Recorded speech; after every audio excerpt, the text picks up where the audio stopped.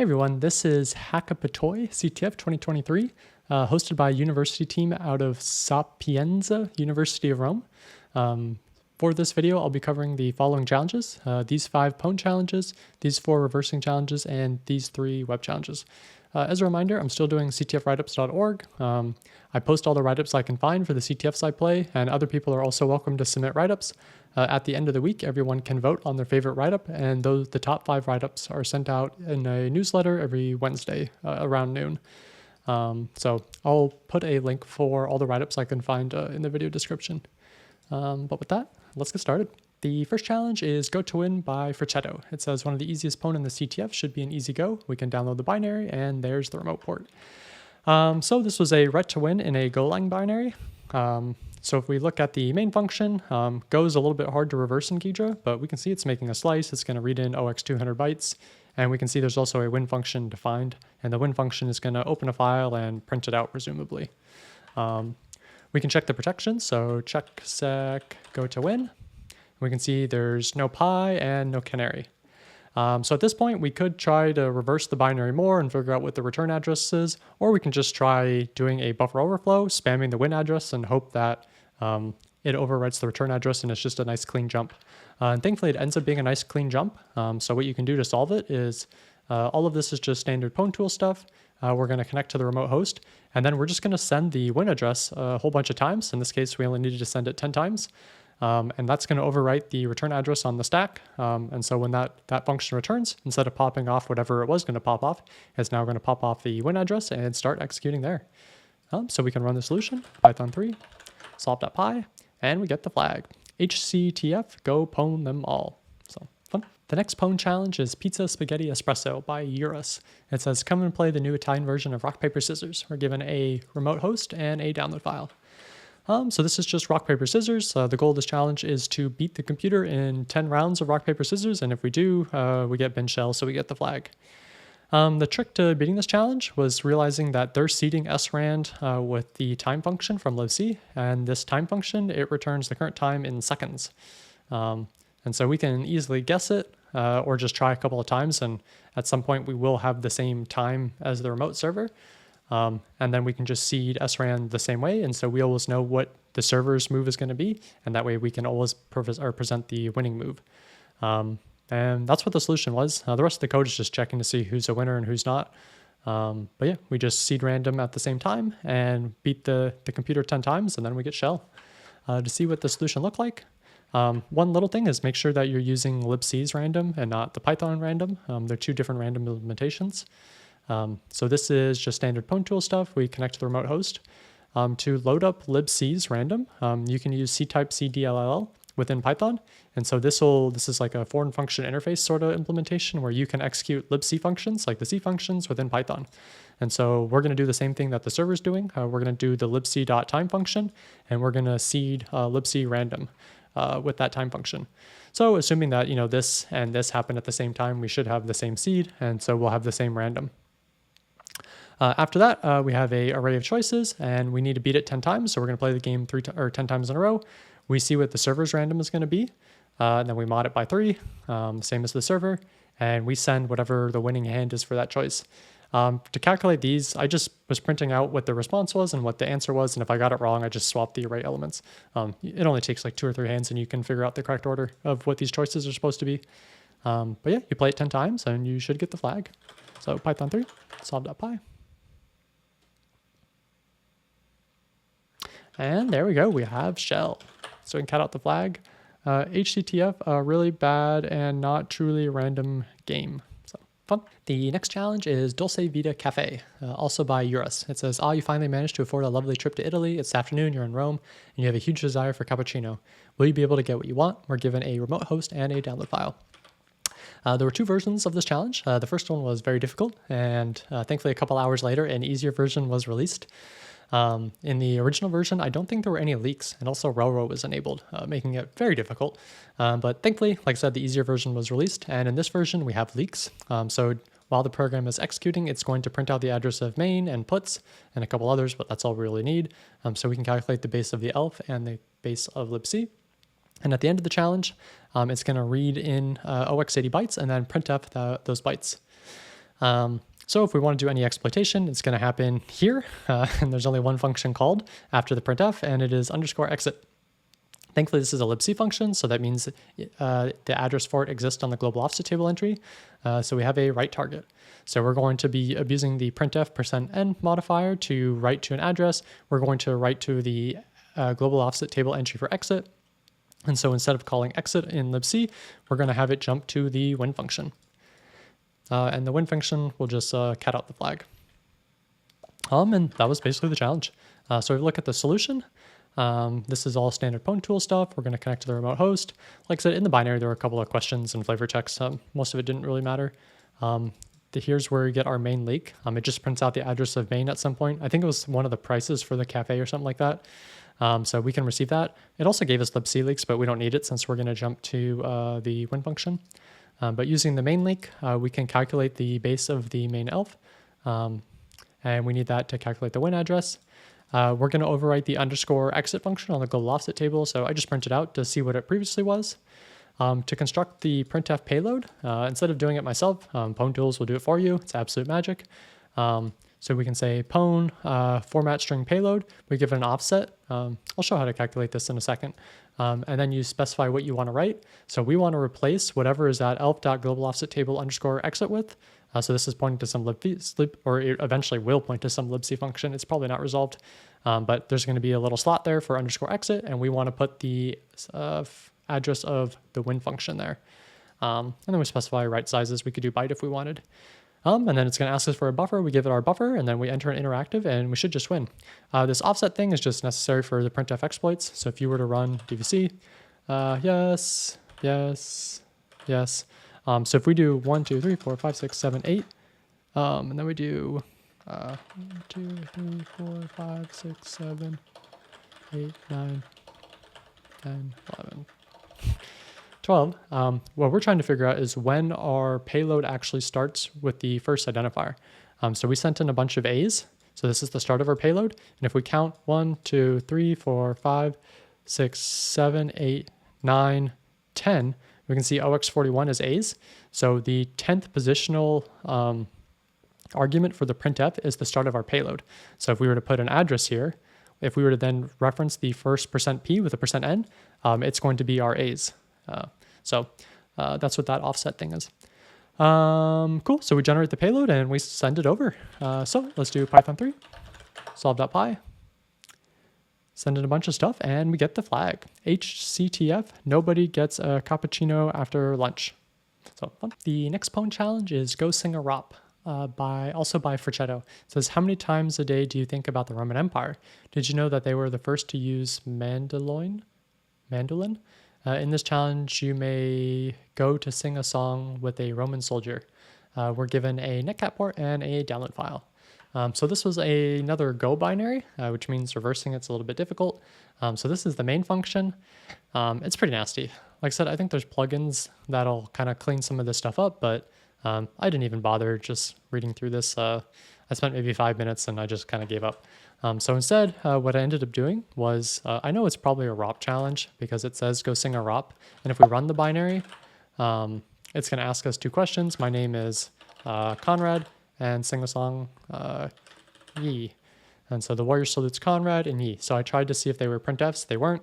Then I sent large input, and I saw that the first one, nothing bad happens. But if you send a large input in the second one, the program will crash. So we have a buffer overflow here in the second input, and most likely, we need to do something so that eventually it's going to overwrite the stack and we can start ropping. That's the challenge. Because of the title, go sing a ROP, we know it's going to be a ROP challenge.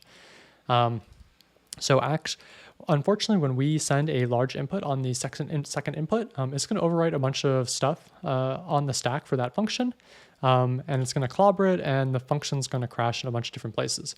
So the first part of the challenge was just like filling stuff into our buffer overflow such that it doesn't crash the process, so that we can then execute a ROP.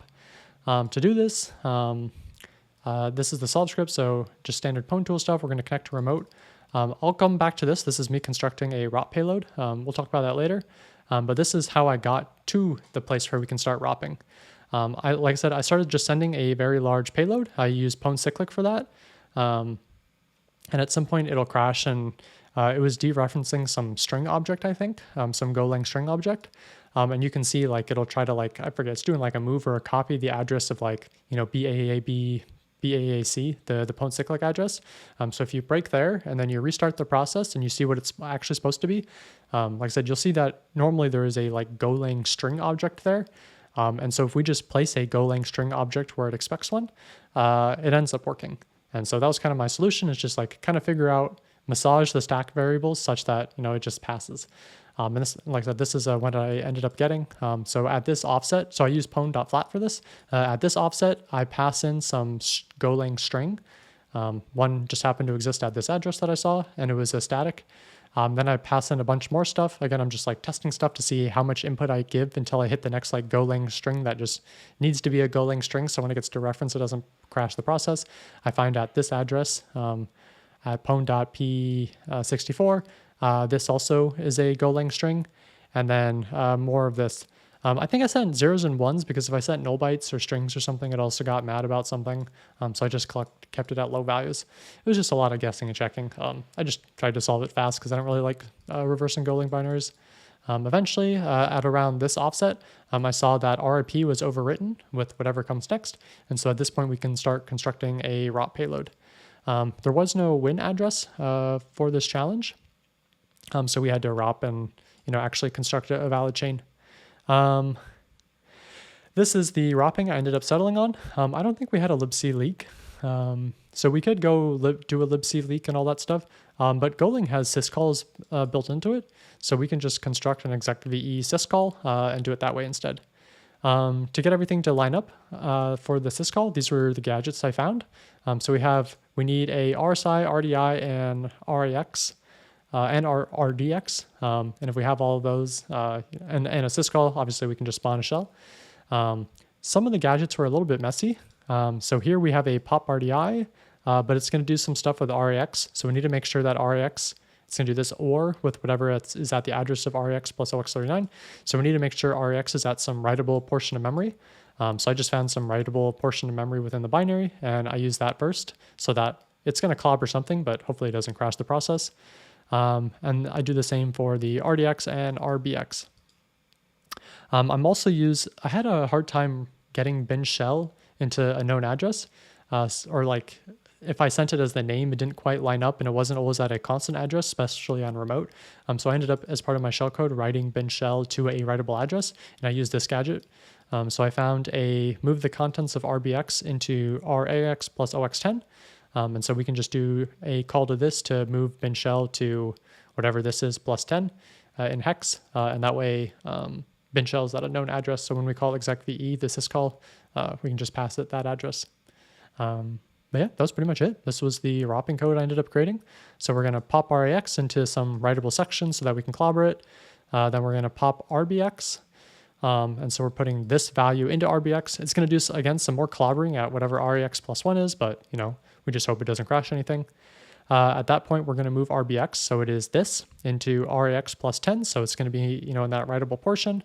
And then from there, we're going to pop RDI. This needs to contain the string for bin shell. If you get confused or forget how this works, you can go to the syscall table by Chromium. It is just so good. I think it's 59. Yeah. So we're trying to do this syscall, exec-ve. We need to pass in the file name into RDI. So that's what we just did. And we want argv and MP to both be null. So we're going to pass those 0. And those are RSI and RDX. So we can see we're popping RSI is 0, pop RDX a 0. RAX still needs to be in that writable section because it's going to do some more mangling here. And then at the very end, we can pop the correct value into RAX, which should be the syscall number, 59 or OX3B. And then we jump to a syscall. And at that point, it should spawn a shell. See what this looks like. We'll do Python 3, solve.py, oops. And we do ls, and we have shell. So cat out flag, HTTF go poning singing. So the next pwn challenge is fratm-carcerat, also by Eurus. It says, your best friend has been arrested. Will you be able to help him escape? We're given a remote host and 2 download files, the challenge binary and libc226. So this was the heap challenge of the CTF, and we're using an older version of libc226. I'm guessing there's probably multiple ways to solve this. Like maybe you could use an unlink attack, but I ended up using a heap consolidation attack. So I'm going to be covering that. I worry with these write-ups. I feel like they're not always that clear when we do these kind of more complex heap exploits. Really, if you want to do these, I think you just got to sit down and kind of do it by yourself. I think the biggest thing for solving these challenges is just like have the libc code open. So if you do libc 2.26 elixir, you can look at the code here. Specifically, the function that we're going to be looking at a lot in is int free. So if we look at the reference here, when you're doing challenges like this, like specifically like a consolidation or an unlink, you're going to hit a lot of these different errors, like free, invalid pointer. Then you can look up what the check that failed was. Like here we can see p is greater than minus size. I don't know what this is supposed to mean, but just having these docs open so that you can like take your error string and figure out specifically what check failed is pretty much what the challenge is about. So like I said, this challenge is a heap challenge. A couple interesting things about it. There's two different objects we can create. We can create both prisoners and reports. They have different malloc sizes. So this add prisoner does malloc OX28, and this add report object is malloc OX101. And these are the only two malloc objects we can create. We can free both of them. There's no use after edit. And there's some like minor viewing that we can do. Thankfully, a bunch of leaks are given to us in different places in the binary, so we don't really need any leaks anyways, using like malloc exploitation. The win condition happens when we call release prisoner. This challenge is going to present a menu. It's going to be add prisoner, remove prisoner, add report, remove report, blah, blah, blah. There's going to be a function called release prisoner. If we can get there, there's also another global object called op, and op by default has a role of user. And this op object exists on the heap.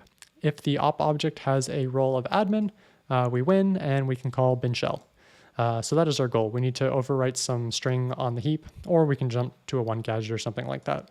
But this is the intended solution.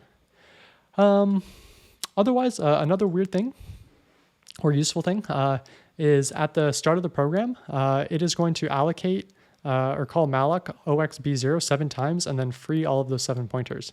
And this is to fill up the T cache for this size. So this is also kind of hinting at what sort of exploitation we should be doing. So the T cache bin for OXB0 will be full. In terms of bugs in the program, the only bug I found was in this fill-in function. There is an off by 1 in this code, such that you can overwrite by 1 byte when copying data from input. And so this is good. That means we can do one of these poison byte off by 1 exploits where, we, instead of reading in only 16 bytes, we can read in 17 bytes. And so we can clobber what is, 1 byte directly after the buffer. And this is useful in heap exploitation because usually you'll have a chunk and then 1 byte over will be the start of the size field for the next chunk. And so we're going to be clobbering that. Otherwise, I think that was pretty much it. Just standard heap challenge. Like I said, for this challenge, I did a heap consolidation attack. And so what I'm going to do is I'm going to try to trick libc into thinking that 2 chunks can be consolidated. But in reality, there's a bunch of stuff in between that shouldn't be consolidated. But if we can trick it to consolidate, future calls to malloc might read from this unsorted bin, this like large unsorted consolidated bin chunk. And then from there, we'll have overlapping chunks and we can do T-cache poisoning and create a new chunk wherever we want. This is what the solution actually looks like. So we're doing standard libc stuff. These are all the functions. So we have add prisoner, remove prisoner, create report, delete report, and user address. So first off, we're going to set up all those chunks in a row so that we can start clobbering stuff and make it look like we have a chunk that's ready to be freed and make it look like the previous chunk is also a previously freed chunk and there's nothing in between. To do that, first we create a prisoner. We're going to give it, say it has a size of OX90. Actually, let's just look at what it looks like in GDB. All right, so I paused it before it does all the consolidation. So at this point, we've created a whole bunch of prisoners, and they're all in a line. And it is ready. We're ready to call free on prisoner 4, and it has an ID of 4. So we're about to call free on this prisoner, and we're hoping that it'll consolidate all the way up to here and create one chunk here, even though we can see all these different colors are different prisoners. and that's the goal. A couple things to note. Normally this is a prisoner. This would be size OX31, but we were able to overwrite this prisoner here, and we set 3, 4, 4, 4s. We set some zeros. We set 90, and so this is the previous size of this chunk if it was a free chunk, which points all the way up to here, and we set its size to C0. Like I said, really its size is OX31, but we set a size using that buffer overflow single byte to C0. Because it ends in a 0, we're specifying that the previous chunk, OX90 bytes up, is also a free chunk that can be consolidated. So if we look up, we created a fake chunk somewhere, which is this one. To have a fake chunk, we had to bypass a couple of checks. It needs a size field, and it also needs forward and backward pointers. And we created those. So we can see it points to 5C00, which is this one. So to do this, to bypass those checks, we had the forward and backwards pointer point to this chunk. Cool. So after we do the consolidation, let me just go down a line and rerun it. After we consolidated, it consolidated that entire thing into one chunk, this purple chunk, with a size of 151. And it put it on the unsorted bin. So there are still valid chunks in here, like this OX31 is still a valid prisoner, this is still a valid prisoner, but it thinks that this whole thing is just free memory ready to be used. And so what we're going to do is we're going to delete entry 3 and 2. So we're going to delete this prisoner here and this prisoner here. And then we're going to create a report, and it's going to clobber most of this, and that way we get to overwrite some of these chunks once they're on the T-cache. So if we see what that looks like.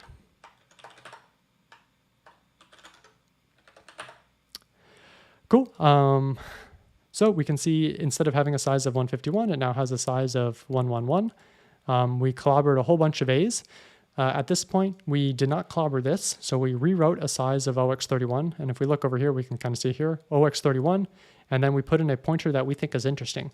So we put this pointer. So this pointer points to, examine, let's say 20x here.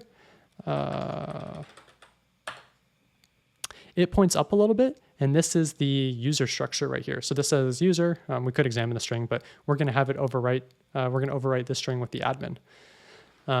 So cool. So now the T-cache thinks that a valid chunk exists here, even though this is already a in-use chunk. And we can also look at bins, and we can see that the unsorted bin is clobbered, but we have T-cache bins, and one of them is the interesting chunk, BB0. Yeah, BB0. We can see there's 2 bins here, so we need to call. We need to create 2 new prisoners of OX size or size OX30. So we create this filler chunk here. And I just say filler, and then we create a new prisoner. This will happen on top of the op object, and we just pass admin, admin, admin, admin. I forget which field I need, so I just pass admin to all of them. And then after that, we are the admin user, and we can free fratm. So we can run it on remote.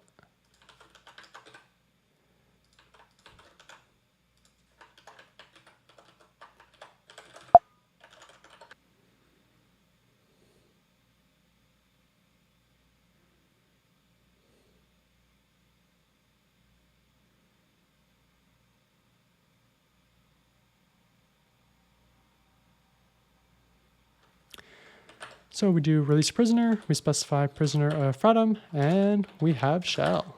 So cattle flag, HCTF from fratma was pizza-spaghetti-carcerat with coca. So fun heap challenge. The first rev challenge is the-four-horsemen by Retro4Hack. It says the Cavalier is returned, he is awake, and he is ready to unleash the apocalypse. Are you the chosen one? Solving this challenge will give you access to the war against the four-horsemen. Be ready. We're given a download binary file. So if we open this up in Ghidra, there's a main function. It's going to print out some text. It's going to call another function. It's going to ask us for a password, and then I don't think anything happens. But if we keep looking, we'll see there's another function here. It's going to define a bunch of variables. This kind of looks like ASCII of some sort. And then it's going to do some math on this ASCII and print it out. So we could try to reverse all of this, or we can just jump to this function in GDB and see what it prints out. So we can do that. Make Ubuntu 22. GDB, horses. We're going to run it, do a little VM map. So this is the address, 5555 is the base, and the function we want to jump to is unnamed, but it starts at this address. So what we'll do is jump to this plus the base of the elf, and it prints it out. So we get this text, which doesn't make too much sense. It says the password is wrong, the laptop begins ticking, and you see a blinding flash. That's the last thing you see. But we can take this, which looks like a flag, and send it to CyberChef, and then we can do a rot13 on it, and we get out the flag. HCTF, you're ready to stop the apocalypse. So, fun. The next reversing challenge is the First Horseman by Retro4Hack. It says, I don't think you're welcome inside the castle, sheesh. And we're given a download PyC file. So to solve this challenge, what you can do is just run a decompiler on it. I used pycdc. So you just call it pycdc, actually pycdc, call the binary, and then you pass it the Python compiled file, so the First Horseman, PyC, and you get out the Python code. From here, we just need to reverse it. So I'm going to load it up in Visual Code so we have syntax highlighting. It prints out a whole bunch of text. There's a bunch of stuff in here. Eventually, there's some function called print flag. And then it's going to do a bunch of these like weird sheesh checks. And they have different counter indexes. And then, yeah. So what we can do is we're just going to copy out the code that's interesting. So specifically this print flag function. So I copied that into LOL. It needed these F, L, A, G, and S arrays. So I copied those out too. And then it needed these index things. It turns out if you look at the code a little bit closer, we can see we need to like do some keyboard interruption. And if we do it at the correct point, it'll add the correct index. So we're just going to copy these indexes out. And so the first one is 4 minus 1, so 3. And then the second one is 2 minus 1, so it's 1. And you go through and you add them all out. And then from there, we should have the correct indexes, and then it's going to construct the flag using those indexes into those arrays, and then it's going to do a rot13 on it. So putting that all together, Python 3, solve.py, oh, it was LOL. LOL.py, we get out the flag. We get Zagos is Gus joke. Fun. The next rev challenge is the Second Horseman by Retro4Hack. It says you reached a little room, but this time your enemy, the Second Horseman, will be silent. And we're given a download executable.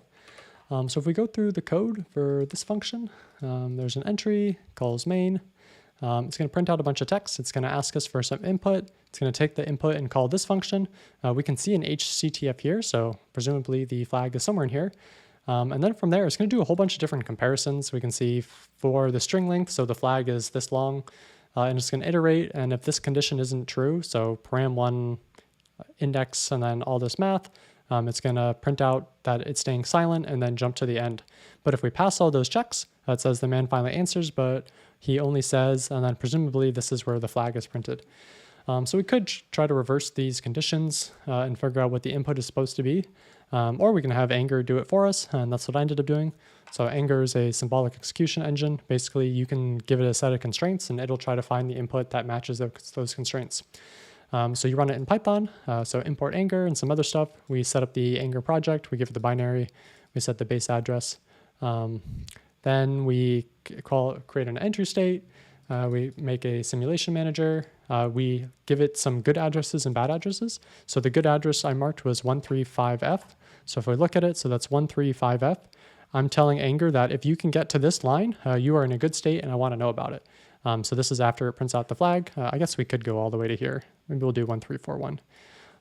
A little bit faster, but not really. And then we want to avoid these addresses. So I'm telling Anger that if you get to this address, you failed, 1379. And so if we look for that, 1379. So if we get to the return statement, you failed. We don't want to be here. And then we tell Anger to explore and try to find the input that gets us to that place. And then when you're done, print out the results. We're going to say For the simulation manager, take the first found result that got us there, and then dump the file descriptor 1, so standard, and so this is standard out. So print out the contents of standard out once you've gotten to that location. So we can run it, Python 3, solve.py. Definitely takes a second.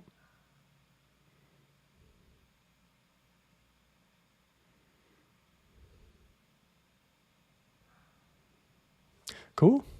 And it was able to find it. So this is what it prints out. And there was that line, but he only says, and it prints out the flag, HCTF, and then a YouTube link. Forget where this goes. Ecco, lei con I bambini. Yeah, Presidente, where he doesn't respond. But yeah, that was the flag. The next reverse challenge is una-quotidiana-guerra by Retro4Hack. It says, Max Pezzali has stolen the holy code containing the secret song and replaced everything with his lyrics. Can you recreate the code for me? And please don't listen to the secret song. And we're given a download file. So this download file is some mangled C code. They define a bunch of defines, but it's missing the second part of the define. And so we just have this C code that makes no sense at all. And so our job is to kind of reverse, kind of do a substitution back to valid C code. Thankfully, it's really not too bad. You can kind of just guess what a lot of it is. We know for C, like everything needs to end in a closing bracket. So this line, we can just take it, we'll do a global replace, and we'll replace it with the close bracket. We know that it's going to end with a semicolon, and we can see a lot of lines end with this sus. That'll be our semicolon. Oops. Replace. This is probably a return, so we can copy that. Oops. I'm not going to go through the rest, but that was pretty much it. You can see here we have a for loop, so it would be for, and then this would be this. Int I is equal, I less than, I plus plus. Then you have your, your closing, and then you have your open. You just go through line by line. You can figure it out pretty quickly. Once you're all done, this is what you'll end up with. So we have this long string, and so this is what we're going to be using for indexing, and then this is the actual flag string that we're decrypting. There's some index of function. I just renamed it. Obviously, it wasn't called index of, but you find out it's just an index of function. Some function called bambino, and that's going to go through and doing this math. You had to guess this, the plus and minus, as far as I can tell. If you do the reverse or any other operations, it doesn't print out the flag. Eventually, I think this was actually the first one I guessed, but a plus and a minus, and you find out, this will print the flag. You can guess this one is a modulus just because we're accessing this array, and we need to make sure that we stay within the array bounds. So it makes sense that this would be a modulus string length of a quotidiana. And yeah, then you can run it, and it should print out the flag. So you can do gcc song.c, a.out. And, I think I stopped printing it. I was testing something else. And we get out the flag, HCTF, enjoy. And this is another YouTube video. A lot of Italian memes, but if you listen to this song, it's like messed up or something, and it sounds really bad. But anyways, yeah, fun. The first web challenge was lemons. Lemons by Void Pointer. Perhaps not everyone knows that Italy produces top quality lemons. No wonder they keep forgetting them at the counter. It is a very serious matter. If we go to the website, you can poke around. Eventually you go to robots.txt, and you'll see that you're not supposed to go to this URL. And if we go there, we see I should make this quieter. Another Italian meme.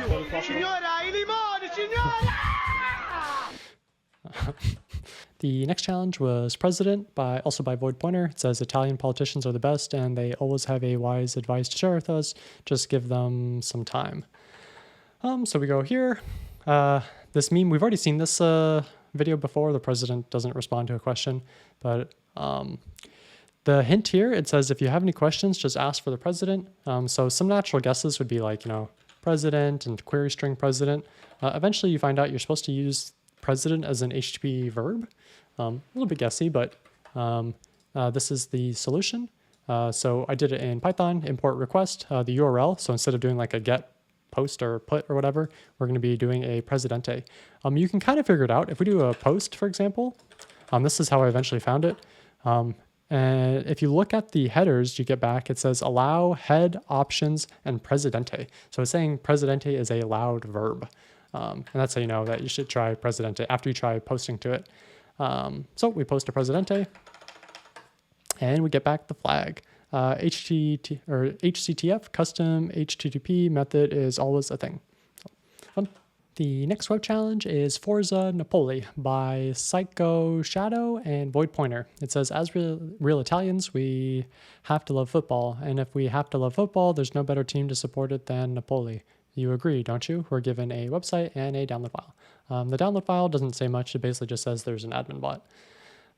If we go to the website, so we can search. So we can search hi. And it says nobody is called hi in the SSC Napoli, but we have reflected content here. And we also have a admin, and we can share URLs, so we have an admin bot. So this is a find the XSS sort of challenge. If you view the source, you'll see that there's an index.js, and here they're going to define a whitelist. If we go all the way down, they're going to there's this work in progress comment. If document.domain is equal to this, window reCAPTCHA is equal to false, and if document.domain is equal to localhost, window.reCAPTCHA is equal to true. It's going to do this $.dparam on the window search. So this is vulnerable to prototype pollution. So already we have prototype pollution. If we keep going through, once everything is loaded, there's going to be that modal that we saw. If window.reCAPTCHA is enabled, it's going to load Google CAPTCHA. There's a bunch of prototype pollution gadgets in reCAPTCHA that we could use to exploit this challenge. Talk about that a little bit later. Actually, I won't be talking about that. And otherwise, it's going to construct a message, and it's going to use this filter XSS to embed our content. And the filter XSS is this XSS implementation here that we've bypassed in a bunch of other previous CTFs. And you can bypass it using prototype pollution. So this challenge is pretty much an exact copy of the Integrity June 23 challenge. I think even like line for line, some of the lines or most of the line is the exact same. You'll see like this window.reCAPTCHA still under development. So for a really good write-up of this challenge, I highly recommend the official write-up by Integrity. This is done by CryptoCat. Just great. It goes through the challenge, talks about everything, lots of detail. So highly recommend checking this write-up out. I already knew about this challenge, so I knew there was an unintended solution, so I just jumped to that. The unintended solution is here, explained in the video, but basically, since jQuery is included, there's a existing jQuery gadget that you can use with a prototype pollution to pretty much skip this entire challenge and cheese it. And basically, all you have to do is you go to prototype pollution gadgets, find the one for jQuery, which is this one right here. You copy this out, proto prevent default, proto handle object, proto delegate target, and you put your XSS here. You can copy it, and we'll put it right here. And we already have an XSS, and then you can send this to the admin bot. Like I said, this is not the intended solution. The intended solution is still to use a prototype pollution, but then you're supposed to specify a domain with a period at the end. And what this will do is bypass the reCAPTCHA check, and then you can use the gadgets in reCAPTCHA. So if you want to see that solution, I'd highly recommend this official video here. It's very good. But anyways, once we have XSS here, there's plenty you can do. For some reason, my normal payload of window.location wasn't working here. I'm not too sure why. So normally I do window.location is equal to an endpoint plus the cookies. That wasn't working. So instead I started playing with document.write. And I saw document.write was working. So I did image source on air document.write, and then I wrote an H1 sloppy Joe Pirates, and we can see that works. And so then from there, I just wrote out a script tag. So I didn't know what characters were going to be allowed or not allowed when I do it in the URL. So I did a base64. So first I base64'd the window.location script, and then I do a document.write of that script. And that way I get XSS. And so that'll send it to the webhook site. So this URL will redirect the cookies to the webhook site. So let's send that to the admin bot. We go here, and we wait, and we got a new webhook, and there we go. Flag HCTF, the solution is Napoli pollution. And that is all the challenges I was able to solve. Thanks for watching, and I will see you at the next CTF. Cheers.